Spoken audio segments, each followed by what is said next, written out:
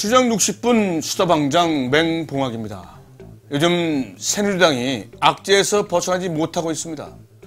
홍서덕 전 의원의 불법 정치 자금과 송영선 전 의원의 금품 요구 사건, 이재용 의원의 정치자금법 위반 의혹 등 측근 비리가 잇따라 터지고 있기 때문입니다. 그러나 무엇보다도 새누리당의 대선 전략에서 가장 큰 걸림돌이 되고 있는 것은 박근혜 후보 자신입니다. 지난 시간에 살펴본 것처럼 예의도 없고 진심도 없는 박근혜. 이제는 확실히 드러난 그의 후진 역사관과 고집불통의 모습까지 한 나라의 대통령이 되기엔 부족한 게 너무 많아 보입니다. 무엇이 문제인지 추정 60분에서 살펴보겠습니다. 박근혜에게 없는 4가지 2부 시작합니다.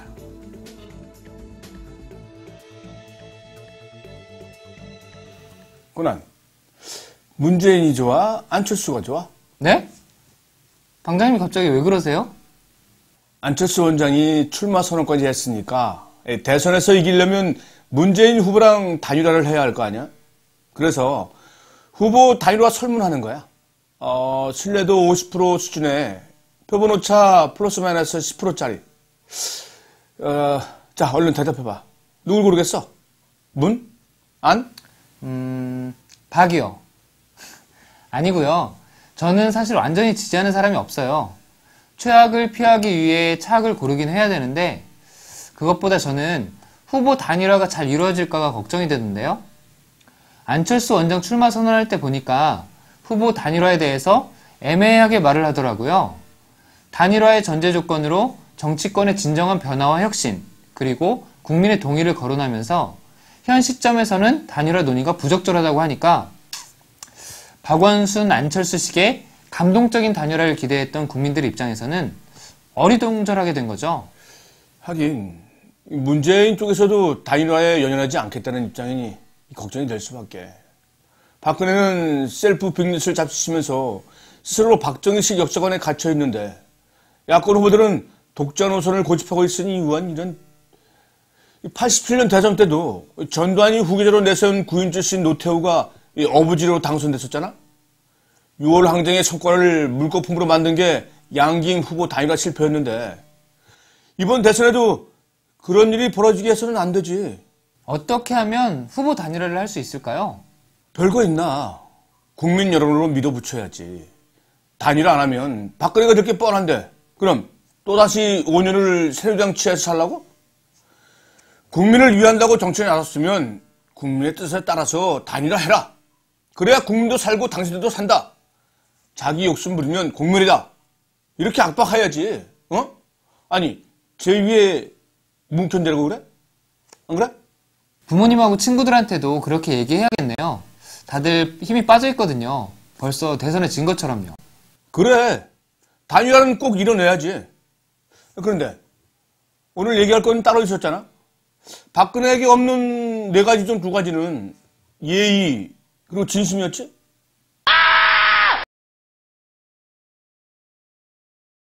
네, 그리고 박근혜에게 없는 또 다른 것은 올바른 역사의식입니다. 간단히 말해서 박근혜에겐 역사가 없다는 건데요. 최근 박근혜 후보의 발목을 잡고 있는 게 바로 인혁당 사건이죠. 2개의 판결이 존재한다는 이야기를 하면서 과거에 사로잡힌 역사의식과 대한민국의 사법체계에 대한 무지를 한꺼번에 드러냈습니다. 박 후보가 말한 2개의 판결이란 1975년 4월 8일 인혁당 재건이 사건 관계자 8명에 대해 사형을 선고한 유신 독재 시절의 대법원 재판과 2007년 1월 무죄를 선고한 서울중앙지법의 재심 판결을 가리킵니다. 같은 사안에 대한 2 판결의 내용이 다르니까 어떤 게 옳고 어떤 게 그른지 판단할 수 없다는 것 아니냐. 이게 바로 박 후보의 발언인데요. 형식적으로는 판단 유보인 듯 하지만 사실상 1975년 인혁당 재건이 재판과 이에 따른 피해자들의 사형을 정당화하고 있다고 볼 수 있습니다. 2 판결이 지닌 정치적 맥락이나 사회적 환경이 다른데도 동일한 잣대로 비교함으로써 교묘하게 허위를 진실로 호도하고 있는 거죠. 박근혜의 논리대로라면 일제 때 독립운동하다가 유죄 판결을 받고 옥살이하거나 억울하게 사형당한 선조들을 해방 이후 독립유공자로 명예회복시킨 것도 이 섣부른 판단이겠네. 판결이 두 개니까 평가할 수 없다는 건 말도 안 되는 형식 논리지. 그리고 정확히 말하면 판결이 두 개일 수가 없는 거잖아. 유신 정권 때 나온 1975년의 사형 판결이 잘못됐기 때문에 2007년에 재심으로 원심 판결을 파기하고 무죄 판결을 내려서 바로잡은 거지. 뭐가 두 개의 판결이 존재한다는 거야? 원심 판결은 사법부에서도 가장 모욕스러운 판결로 반성하고 있는데 그렇게도 아버지의 잘못을 감추고 싶었나? 아주 효눈해. 효눈 왔어.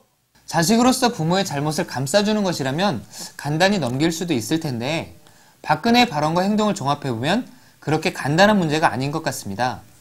박근혜는 2004년 김대중 전 대통령을 찾아가서 아버지 때의 피해를 딸로서 사과한다고 말을 했습니다. 그러나 대선 후보가 된 그는 아버지의 잘못을 인정하지도 않았고 도리어 아버지를 최선의 선택을 한 구국의 혁명 영웅으로 치켜세우고 있습니다. 24일 기자회견에서는 5.16과 유신 등으로 인한 헌법 가치 훼손을 언급하면서 박정희 시대의 과오에 대해 진일보한 입장을 보였지만 진심에서 우러나온 평가라고 보긴 어렵습니다. 인혁당을 민혁당으로 표현한 것만 봐도 사과해야 할 대상이 누구인지 가슴 깊이 생각해보지 않았다는 거죠. 결국 그의 사과는 정치적 제스처, 위선임을 스스로 드러낸 것입니다. 자신이 대통령이 되면 재심 무죄 판결을 다시 무효화시켜 과거의 판단으로 되돌려 놓을 수 있겠다는 심산일 수도 있는 것입니다. 참 무서운 일이죠. 그렇다면 5.16 쿠데타와 10월 유신에 대한 평가와 논란도 장준하 선생에 대한 사인 규명도 모두 마찬가지겠네. 역사의 판단을 맡기자는 말에는 내가 집권하면 역사를 다시 쓰겠다는 확고한 의지가 담겨있는 거 아니야? 네, 그렇게 볼 수도 있습니다. 더군다나 5.16 군사 쿠데타는 불가피한 최선의 선택이었다는 발언은 앞으로도 불가피한 상황이 발생하면 5.16이 재현될 수도 있다고 해석될 수도 있어서 과연 박근혜가 대한민국의 민주주의적 기본체제 질서와 원리를 본질적으로 부정하는 것은 아닌지 반문하게 됩니다. 대통령이라면 헌정 질서를 수호해야 하는데 5.16과 유신에 대해 위험한 역사의식을 가지고 있다면 후보의 자격을 근본적으로 제고해야 하는 게 아닐까요? 그 판단은 박근혜가 정계에 입문하기 전에 인터뷰한 내용을 보면 명확해지지. 1989년에 5.16과 유신에 대해서 생각을 밝혔는데 정치인이 아니어서 그런지 지금과는 다르게 아주 솔직히 이야기했더라고. 그러면 5.16을 어떻게 평가하세요? 저는 5.16이 말하자면 그 구국의 혁명이었다. 네. 저는 그렇게 믿고 있는데 그동안 매도당하고 있던 유신, 옹호하고, 5.16, 네. 5.16 거기에 대해서 나는 이런 소신을 갖고 참여했다. 네. 근데 그게 뭐가 잘못됐느냐? 딱딱 그거를 정말 그 국가와 민족을 위해서 일했던 사람이라면 그거를 얘기할 수 있어야 돼요. 네. 어떤 비난을 당장은 받는다 하더라도 네. 그래서 그거를 참 그 잘 몰랐던 사람들한테 이해시킬 수 있어야 되고 설득시킬 수 있어야 되고 그런 게 정치지요. 한마디를 더 하자면 4.19 의거는 말하자면 잘못된 나라를 바로잡기 위해서 일어난 네. 희생을 무릅쓰고 일어난 혁명인데 그런 의미에서 나라를 구하기 위해서 일어난 5.16 혁명도 그런 의미에서 4.19의 그 뜻을 계승하고 있다. 저는 그렇게 보고요. 또 5.16이 있었기 때문에 4.19 때 희생된 분들이 그분들의 희생이 헛되지 않았다고 저는 생각합니다. 왜냐하면 그렇게 목숨까지 참 버렸는데 4.19 때 그 혼란 와중에서 만약에 우리나라가 공산당에 밥이 됐다면 그 희생이 무슨 가치가 있어요. 또 더 나아가서 3.1운동도 또 6.25 사변도 그때 많은 우리 선조가 앞서간 분들이 나라를 구하기 위해서 목숨을 아까워하지 않고 내놓으셨는데 그것도 5.16 때 나라가 공산당한테 먹히지 않았기 때문에 그 희생이 값진 거고 헛되지 않은 거지. 그래서 만약에 나라가 여차직했다 하면 그 희생이 다 헛된 거 아니겠어요? 보고 나니까 어때? 지금이야 대선 후보라서 적극적으로 5.16과 유신을 찬양하지는 못하지만 박근혜는 본질적으로 뼛속까지 유신 스타일이라고 생각해도 과언이 아닐걸? 진짜 그러네요. 나라의 부정부패와 혼란스러움을 정리하기 위해 박정희의 쿠데타와 유신은 불가피했다느니 5.16이 4.19 정신을 계승하고 있다느니 이런 망언을 하는 박근혜. 왜곡된 역사관을 가지고 있는 대통령 후보는 인정할 수 없습니다. 당장 사퇴시켜야 합니다. 나도 그랬으면 좋겠는데 고난이 나서서 해보지 그래? 전화해서 이렇게 말해봐. 박근혜 씨, 출마하면 남자와 내물 문제를 폭로하겠다. 대선에 나가면 죽는다. 우리가 조사를 다 해서 아는데. 어때? 새누리당의 협박정치 스타일로 한번 나가보는 게, 어? 이 전화번호만 알면 한번 해볼 텐데 말이에요. 너무 아쉽네요. 아무튼 박근혜 역사관을 조사하면서 역사란 무엇인가 다시 한번 생각해보게 됩니다. 영국의 저명한 역사학자 E.H. 칸은 역사는 과거와 현재의 끊임없는 대화라고 했죠. 현재를 거울 삼아 과거를 통찰하고 과거를 거울 삼아 현재를 바라보며 과거와 현재와의 대화를 통해 더 나은 미래를 창출할 수 있다고 강조했는데, 박근혜는 과거에 머물러서 현재를 바라보고 과거와 같은 미래를 만들고 싶은가 아닌가 생각합니다. 어느 사회든 그런 반동적인 세력이 있기 때문에 역사에 대한 정리를 잘 하는 게 중요한 거야. 2차 세계대전에서 나치가 자행했던 인종 말살에 대한 독일 정부의 진정한 사고와 네오나치의 부활을 법으로 엄격하게 규제하는 조치를 보면 나치의 학살을 단순한 과거사로 치부하지 않았다는 거야. 이러한 과거가 현재도 존속될 수 있고 미래도 일어날 수 있는 일이기 때문에 철저하게 예방하는데 이 초점이 맞춰져 있는 거지. 남아프리카 공화국이나 칠레 등 남미 국가에서 독재 시절의 고문 학살 등 과거사에 대한 진상 규명과 이에 따른 적절한 보상과 명예회복을 시행한 것도 과거와 현재와의 대화를 통해 더 나은 미래를 창출하기 위한 방안이었고 말이야. 우리나라에서도 5.18 광주 민주화운동 희생자들을 국가 차원에서 보상하고 또 국가기념일로 지정해서 기리고 있는 것도 같은 맥락이겠네요. 참여정부 시절 과거사 정리위원회를 구성해서 활동한 것도 그렇고요. 그렇지. 누구를 처벌하고 보복하려는 게 아니라 적절한 보상과 명예회복으로 국민을 화합시키고 미래로 나가기 위한 활동이었는데, 당시에도 한나라당과 박근혜 대표는 과거만 캐려는 정부라는 비난을 퍼부었지. 진정한 화해와 통합의 길은 오역의 역사에 대한 진심 어린 반성으로부터 시작해야 할 텐데, 예의도 없고 진심도 없고 역사도 없는 박근혜에게 이런 걸 기대하는 건 아니 불가능하지? 과거와의 대화도 없고 현실에서도 대화는 없고, 자연스럽게 박근혜에게 없는 네 번째가 나왔네요. 박근혜 하면 이명박만큼이나 소통이 안 되는 사람이라는 평가가 많죠. 최근에 박근혜 후보의 인혁당 발언에 대해 새누리당 대변인이 사과 논평을 내자 박근혜 후보가 발끈해가지고 해당 논평을 취소하기도 했고요.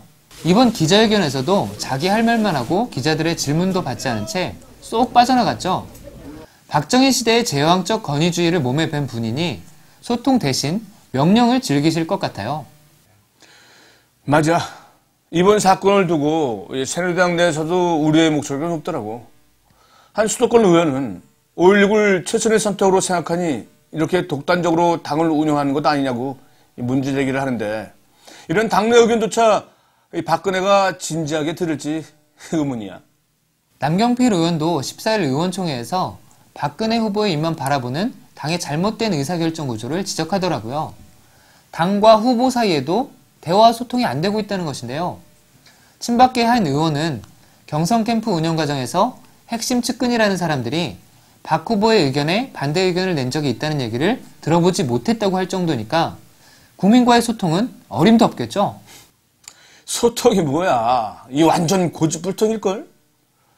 박 후보가 새누리당 비상대책위원장을 수행하는 과정에서 위원회가 격론을 거쳐 결정한 일들도 자신의 말 한마디로 뒤집은 사례가 빈번했었어. 게다가 김용태 후보의 제주시 성폭행 미수 의혹이 폭로되었을 때 이 말 한마디로 논란을 잠재운 일 등을 보면 박 후보가 훗날 대통령이 됐을 때 어떤 식으로 국가의 주요 정책을 결정할 것인지 점쳐볼 수 있겠지? 박근혜가 국가의 주요 정책을 결정하는 과정에서 이 소통이나 토론은 요식 행위에 불과하고 결정은 스스로의 독단에 따르거나 자신이 신뢰하는 사람의 결정을 일방적으로 따를 정황을 보여주고 있어. 이러한 독단적 사고방식은 버스트 레이디로 활동하던 유신 시절에 이미 다져진 것 아니겠어? 이런 버릇 고치기 힘들어. 응? 예의도 없고 진심도 없고 역사도 없고 소통도 없는 그네 누나. 한국의 최초 여성 대통령에 도전하고 있지만 넘어야 할 산도 많고 갖춰야 할 자질도 많습니다. 제가 지지하지는 않지만 지지하기를 바랄게요. 다음 시간에 만나요. 고 김대중 대통령은 올해 대선을 염두하고 이런 말씀을 남겼습니다. 이번 대선에서 승리하지 못하면 유신시대, 전두환 시대 사람들이 본격적으로 등장할 것이다. 그런데 김 대통령의 예언은 이미 적중되고 있습니다. 유신시대, 전두환 시대 사람들의 등장은 이미 시작된 것입니다. 유신시대의 몸통인 박근혜가 민주주의 역사를 흔들면서 한국 정치의 전면에 나서고 있고 그 주위엔 유신 세력, 오공 세력이 포진되어 있습니다. 우리가 경계를 느슨히 하는 순간 그들은 돈과 권력을 이용해 과거의 영광을 되찾으려 할 것입니다. 유신 세력, 독재 세력과의 결정적인 한판이 다가옵니다. 그들이 민심을 되돌리기 위해 아무리 말을 바꿔도 본질은 달라지지 않습니다. 속지 말고 분열하지 말고 2012년 대선 승리를 위해 반드시 후보 단일화를 이룹시다. 주정 60분 마칩니다. 감사합니다.